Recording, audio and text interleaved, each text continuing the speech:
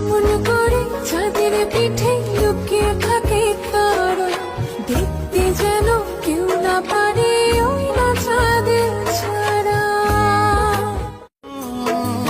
কেমন করে চাঁদের পিঠে লুকিয়ে থাকে তারা, দেখতে যেন কেউ না পারে ওই না চাঁদ ছাড়া।